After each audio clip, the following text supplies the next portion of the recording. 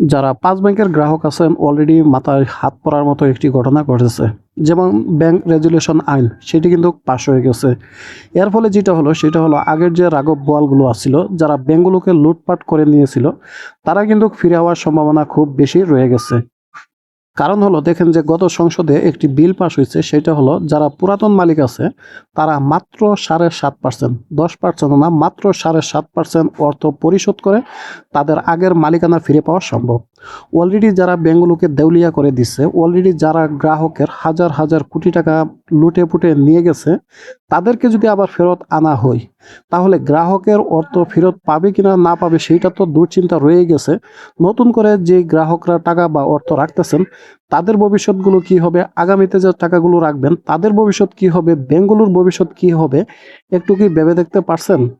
যেই দুর্নীতিবাজরা হাজার হাজার কোটি টাকা মেরে দিয়েছে অলরেডি তাদেরকে আইনের আওতায় না এনে নতুন করে তাদেরকে একটা সম্ভাবনা দিতেছে যে শুধুমাত্র ৭.৫% আপনি অর্থ পরিশোধ করে বা ঋণ পরিশোধ করে আপনারা আগের মালিকানা ফেরত আনতে পারবেন। পরবর্তী যে অর্থগুলো সেগুলো আপনারা ধাপে ধাপে ২ বছরে প্রদান করবেন। এখন প্রশ্ন হলো ৭.৫% অর্থ দেওয়ার পরে পরবর্তী ২ বছরে তারা কি অর্থগুলো ফেরত দিবেন নাকি আরও এই ধরনের যে অর্থগুলো আছে সেগুলো ঋণ বা নামে বেনামে হাতিয়ে নিবে, ব্যাংকগুলোকে একেবারে শেষ করে দিবে, গ্রাহকদেরকে একেবারে রাস্তায় বসিয়ে দিবে, সেই একটা প্রশ্ন কিন্তু থেকেই যায়। যারা বিশেষজ্ঞ আছেন তারা কিন্তু অলরেডি বলতেছেন যে এই আইনগুলো সাধারণত কালো আইন, এগুলো করা উচিত হচ্ছে না, গ্রাহকদের সাথে প্রতারণা হচ্ছে। এটা কিন্তু সত্য কথা, কারণ অলরেডি গ্রাহকরা যে অর্থগুলো রাখা আছে সেগুলোই কিন্তু আমরা ফেরত পাচ্ছি না, তার উপরে মরার উপরে আবার হারার গা। যদি প্রত্যেক দিন দেখতেছেন যে বাংলাদেশ ব্যাংকের সামনে গ্রাহকরা আন্দোলন করতেছে যে অর্থ ফেরত পাওয়ার জন্য, আমানত ফেরত পাওয়ার জন্য, তার মধ্যে যেটি হলো সেটি হলো যে অর্থ ফেরত দেওয়া তো দূরের কথা, নতুন করে যে ওই পুরাতন রাঘব বোয়াল আছে তাদেরকে যদি আবার বসানো হয় তাহলে ব্যাংকগুলোর কী অবস্থা হবে, গ্রাহকদের কী অবস্থা হবে একটু কল্পনা করে দেখেন।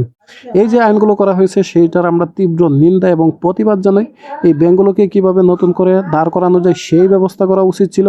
এইগুলোকেও না করে পরবর্তীতে যেটা করা হয়েছে সেটা হলো যে যারা মরছে তাদেরকে আরও মারানোর জন্য এই একটা ব্যবস্থা করা হয়েছে।